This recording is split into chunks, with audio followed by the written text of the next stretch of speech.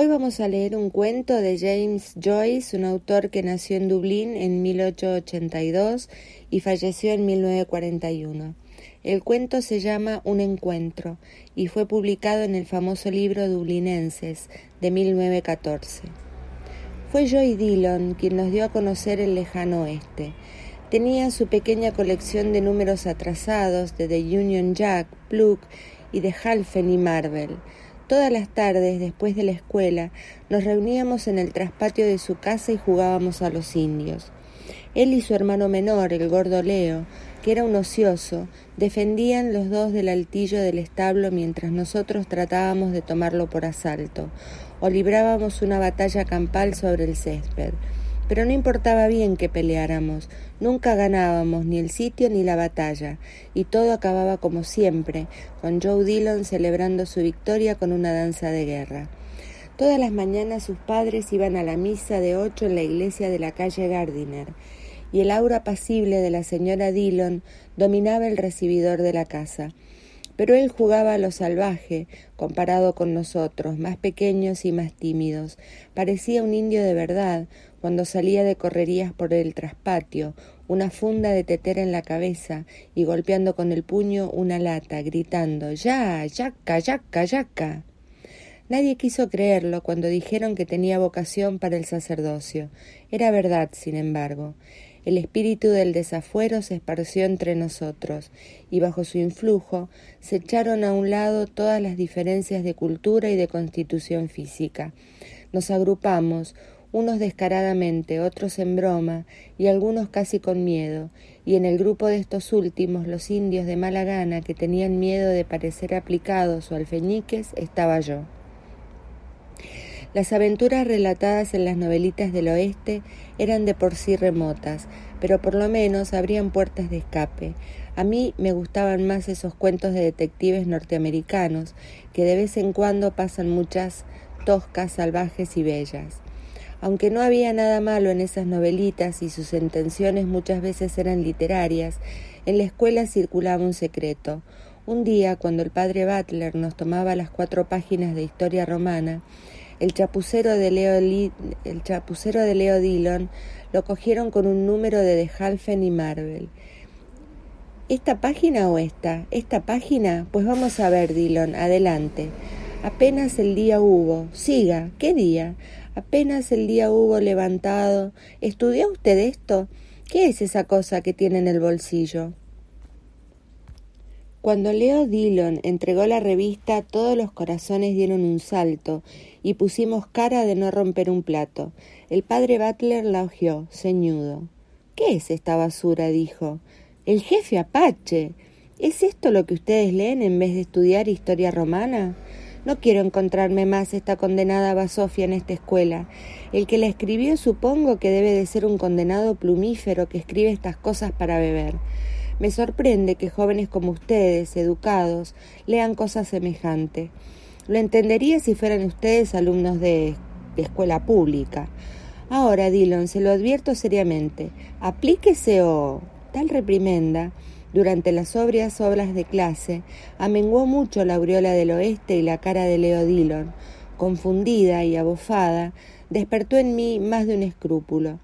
Pero en cuanto la influencia moderadora de la escuela quedaba atrás, empezaba a sentir otra vez el hambre de sensaciones sin freno, del escape que solamente estas crónicas desaforadas parecían ser capaces de ofrecerme. La mimética guerrita vespertina se volvió finalmente tan aburrida para mí como la rutina de la escuela por la mañana, porque lo que yo deseaba era correr verdaderas aventuras. Pero las aventuras verdaderas, pensé, no le ocurren jamás a los que se quedan en casa. Hay que salir a buscarlas en tierras lejanas. Las vacaciones de verano estaban ahí al doblar cuando decidí romper la rutina escolar, aunque fuera por un día. Junto con Leo Dillon y un muchacho llamado Mahoney, planeamos un día furtivo. Ahorramos 6 peniques cada uno. Nos íbamos a encontrar a las 10 de la mañana en el puente del canal. La hermana mayor de Mahoney le iba a escribir una disculpa y Leo Dillon le iba a decir a su hermano que dijese que su hermano estaba enfermo. Convinimos en ir por Wharf Road, que es la calle del muelle, hasta llegar a los barcos. Luego cruzaríamos en la lanchita hasta el Palomar. Leo Dillon tenía miedo de que nos encontráramos con el padre Butler o con alguien del colegio, pero Mahony le preguntó, con muy buen juicio, que qué iba a hacer el padre Butler en el Palomar. Tranquilizado, llevó a buen término la primera parte del complot, haciendo una colecta de 6 peniques por cabeza, no sin antes enseñarles a ellos, a mi vez, mis 6 peniques. Cuando hacíamos los últimos preparatorios, la víspera, estábamos algo excitados. Nos dimos las manos riendo y Mahony dijo, «Hasta mañana, socios». Esa noche dormí mal. Por la mañana fui el primero en llegar al puente, ya que yo vivía más cerca. Escondí mis libros entre la hierba crecida cerca del cenizal y al fondo del parque, donde nadie iba, y me apresuré malecón arriba. Era una tibia mañana de la primera semana de junio. Me senté en la albarda del puente a contemplar mis delicados zapatos de lona, que diligentemente blanqueé la noche antes, y a mirar los dóciles caballos que tiraban cuesta arriba de un tranvía lleno de empleados. Las ramas de los árboles que bordeaban la alameda estaban de lo más alegres con sus hojitas verde claro, y el sol se escurría entre ellas hasta tocar el agua. El granito del puente comenzaba a calentarse y empecé a golpearlo con la mano al compás de una tonada que tenía en la mente. Me sentí de lo más bien. Llevaba sentado allí 5 minutos cuando vi el traje gris de Mahony que se acercaba. Subí a la cuesta sonriendo y se trepó hasta mí por el puente. Mientras esperábamos sacó el tiraflechas que le hacía bulto en un bolsillo interior y me explicó las mejores que le había hecho. Le pregunté por qué lo había traído y me explicó que era para darles a los pájaros donde les duele. Mahony sabía hablar jeringonza y a menudo se refería al padre Butler como el mechero de Bunsen. Esperamos un cuarto de hora o más, pero así todo Leo Dillon no dio señales. Finalmente Mahony se bajó de un brinco diciendo, «Vámonos, ya sabía yo que ese manteca era fulastre». «¿Y sus 6 peniques?» dije. «Perdió prenda», dijo Mahony, «y mejor para nosotros. En vez de 6 tenemos 9 peniques cada uno». Caminamos por el North Strand Road hasta que llegamos a la planta de ácido muriático, y allí doblamos a la derecha para coger por los muelles. Tan pronto como nos alejamos de la gente, Mahony comenzó a jugar a los indios. Persiguió un grupo de niñas andrajosas, apuntándoles con su tiraflechas, y cuando 2 andrajosos empezaron, de galantes, a tirarnos piedras, Mahony propuso que les cayéramos arriba. Me opuse diciéndole que eran muy chiquitos para nosotros, y seguimos nuestro camino, con toda la bandada de andrajosos dándonos gritos de «¡Cuá, cuá, cuáqueros!», creyéndonos protestantes, porque Mahony, que era muy prieto, llevaba la insignia de un equipo de críquet en su gorra. Cuando llegamos a la plancha, planeamos ponerle sitio, pero fue todo un fracaso, porque hace falta por lo menos 3 para un sitio. Nos vengamos de Leo Dillon, declarándolo un fulastre y tratando de adivinar los azotes que le iba a dar la señora Ryan a las 3. Luego llegamos al río. Nos demoramos bastante por unas calles de mucho movimiento, entre altos muros de mampostería, viendo funcionar las grúas y las maquinarias, y más de una vez los carretones nos dieron grito desde sus carretas crujientes para activarnos. Era mediodía cuando llegamos a los muelles, y como los estibadores parecían estar almorzando, nos compramos 2 grandes panes de pasas y nos sentamos a comerlos en unas tuberías de metal junto al río. Nos dimos gusto contemplando el tráfico del puerto, las barcazas anunciadas desde lejos por sus bucles de humo, la flota pesquera, parda, al otro lado de Rinsen, los enormes veleros blancos que descansaban en el muelle de la orilla opuesta. Mahony habló de la buena aventura que sería enrolarse en uno de esos grandes barcos, y hasta yo, mirando sus mástiles, vi o imaginé cómo la escasa geografía que nos metía por la cabeza en la escuela cobraba cuerpo gradualmente ante mis ojos. Casa y colegio daban la impresión de alejarse de nosotros, y su influencia parecía que se esfumaba. Cruzamos el Liffey en la lanchita, pagando porque nos pasaran en compañía de 2 obreros y de un judío menudo que cargaba con una maleta. Estábamos todos tan serios que resultábamos casi solemnes, pero en una ocasión, durante el corto viaje, nuestros ojos se cruzaron y nos reímos. Cuando desembarcamos vimos la descarga de la linda goleta de 3 planos que habíamos contemplado desde el muelle de enfrente. Algunos espectadores dijeron que era un velero noruego. Caminé hasta la proa y traté de descifrar la leyenda inscrita en ella, pero al no poder hacerlo, regresé a examinar a los marinos extranjeros para ver si alguno tenía los ojos verdes, ya que tenía confundidas mis ideas. Los ojos de los marineros eran azules, grises y hasta negros. El único marinero cuyos ojos podían llamarse con toda propiedad verdes era uno grande que divertía al público en el muelle gritando alegremente cada vez que caían las albardas: ¡Muy bueno, muy bueno! Cuando nos cansamos de mirar, nos fuimos lentamente hasta Rinsen. El día se había hecho sofocante y en las ventanas de las tiendas unas galletas mohosas se desteñían al sol. Compramos galletas y chocolate, que comimos muy despacio mientras vagábamos por las mugrientas calles en que vivían las familias de los pescadores. No encontramos ninguna lechería, así que nos llegamos a un vendedor ambulante y compramos una botella de limonada de frambuesa para cada uno. Ya refrescado, Mahoney persiguió un gato por un callejón, pero se le escapó hacia un terreno abierto. Estábamos bastante cansados los dos, y cuando llegamos al campo, nos dirigimos enseguida hacia una cuesta empinada, desde cuyo tope pudimos ver el Dodder. Se había hecho demasiado tarde y estábamos muy cansados para llevar a cabo nuestro proyecto de visitar el Palomar. Teníamos que estar de vuelta antes de las 4 o nuestra aventura se descubriría. Mahoney miró su tiraflechas compungido y tuve que sugerir regresar en el tren para que recobrara su alegría. El sol se ocultó tras las nubes y nos dejó con los anhelos mustios y las migajas de las provisiones. Estábamos solos en el campo. Después de estar echados en la falda de la loma un rato sin hablar, vi un hombre que se acercaba por el lado lejano del terreno. Lo observé desganado mientras mascaba una de esas cañas verdes que las muchachas cogen para adivinar la suerte. Subía la loma lentamente. Caminaba con una mano en la cadera y con la otra agarraba un bastón con el que golpeaba la hierba con suavidad. Se veía miserable en su traje verdinegro y llevaba un sombrero de copa alta. Debía de ser viejo porque su bigote era cenizo. Cuando pasó junto a nuestros pies, nos echó una mirada rápida y siguió su camino. Lo seguimos con la vista y vimos que no había caminado 50 pasos cuando se viró y volvió sobre sus pasos. Caminaba hacia nosotros muy despacio, golpeando siempre el suelo con su bastón, y lo hacía con tanta lentitud que pensé que buscaba algo en la hierba. Se detuvo cuando llegó al nivel nuestro y nos dio los buenos días. Correspondimos y se sentó junto a nosotros en la cuesta, lentamente y con mucho cuidado. Empezó hablando del tiempo, diciendo que iba a ser un verano caluroso, pero añadió que las estaciones habían cambiado mucho desde su niñez, hace mucho tiempo. Habló de que la época más feliz es, indudablemente, la de los días escolares, y dijo que daría cualquier cosa por ser joven otra vez.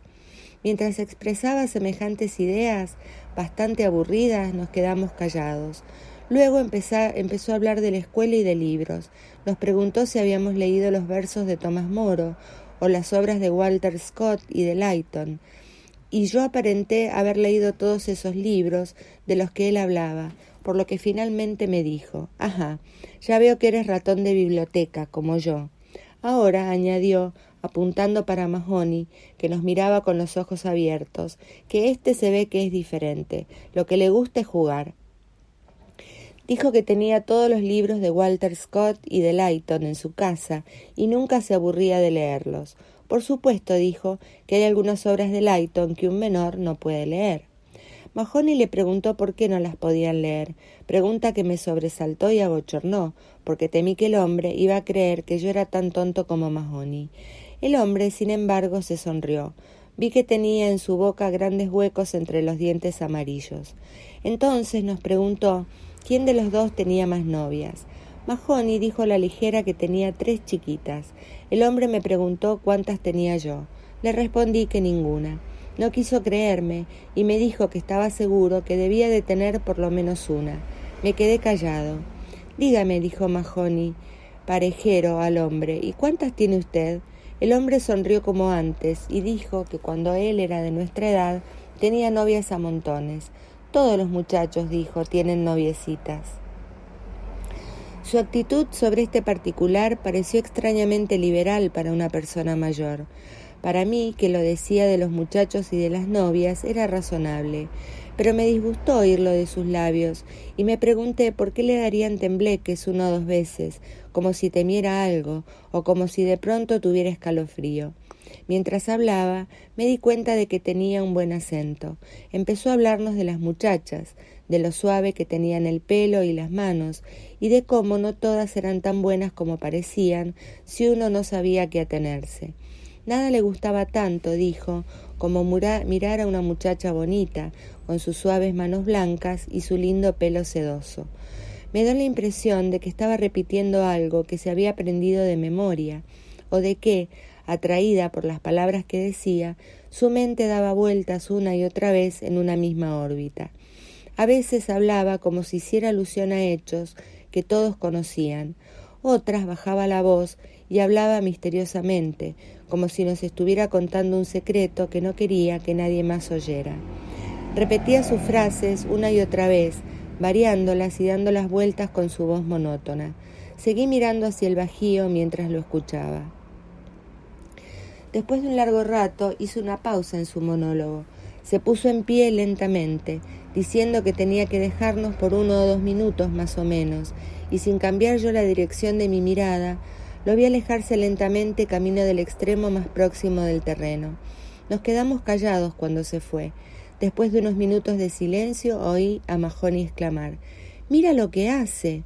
Como ni miré ni levanté la vista, Mahony exclamó de nuevo: «¡Pero mira eso! ¡Qué viejo más estrambótico!». En caso de que nos pregunte el nombre, dije: «Tú te llamas Murphy y yo me llamo Smith». No dijimos nada. Estaba aún considerando si irme o quedarme cuando el hombre regresó y otra vez se sentó al lado nuestro. Apenas se había sentado cuando Mahony, viendo de nuevo el gato que se le había escapado antes, se levantó de un salto y lo persiguió a campo traviesa. El hombre y yo presenciamos la cacería. El gato se escapó de nuevo y Mahony empezó a tirarle piedras a la cerca por la que subió. Desistiendo, empezó a vagar por el fondo del terreno, errático. Después de un intervalo el hombre me habló. Me dijo que mi amigo era un travieso y me preguntó si le daban azotes con frecuencia en la escuela. Estuve a punto de decirle que no éramos alumnos de la escuela pública para que nos dieran azotes, como decía él, pero me quedé callado. Empezó a hablar sobre la manera de castigar a los muchachos. Su mente, como imantada de nuevo por lo que decía, pareció dar vueltas y más vueltas lentas alrededor de su nuevo eje. Dijo que cuando los muchachos eran así, había que darles azotes y darles duro. Cuando un muchacho salía travieso y malo, no había nada que le hiciera tanto bien como una buena paliza. Un manotazo o un tirón de orejas no bastaba. Lo que estaba pidiendo era una buena paliza en caliente. Me sorprendió su ánimo, por lo que involuntariamente eché un vistazo a su cara. Al hacerlo encontré su mirada, un par de ojos color verde botella que me miraban debajo de una frente fruncida. De nuevo desvié la vista. El hombre siguió con su monólogo. Parecía haber olvidado su liberalismo de hace poco. Dijo que si él encontraba un muchacho hablando con una muchacha o teniendo novia, lo azotaría y lo azotaría, y que eso le enseñaría a no andar hablando con muchachas. Y si un muchacho tenía novia y decía mentiras, le daba una paliza como nunca le había dado nadie en este mundo. Dijo que no había nada en el mundo que le agradara más. Me describió cómo le daría una paliza a semejante mocoso, como si estuviera revelando un misterioso barroco. Esto le gustaba a él, dijo, más que nada en el mundo, y su voz, mientras me guiaba monótona a través del misterio, se hizo afectuosa, como si me rogara que lo comprendiera. Esperé a que hiciera otra pausa en su monólogo. Entonces me puse en pie, de repente. Por miedo a traicionar mi agitación, me demoré un momento, aparentando que me arreglaba un zapato, y luego, diciendo que me tenía que ir, le di los buenos días. Subí la cuesta en calma, pero mi corazón latía rápido del miedo que me agarrara por un tobillo. Cuando llegué a la suima me volví, y sin mirarlo grité a campo traviesa: «¡Murphy!». Había un forzado dejo de bravuconería en mi voz, y me abochorné de treta tan burda. Tuve que gritar de nuevo antes de que Mahony me viera y respondiera con otro grito. Cómo latió mi corazón mientras él corría hacia mí a campo traviesa. Corría como si viniera en mi ayuda, y me sentí un penitente arrepentido, porque dentro de mí había sentido por él siempre un poco de desprecio.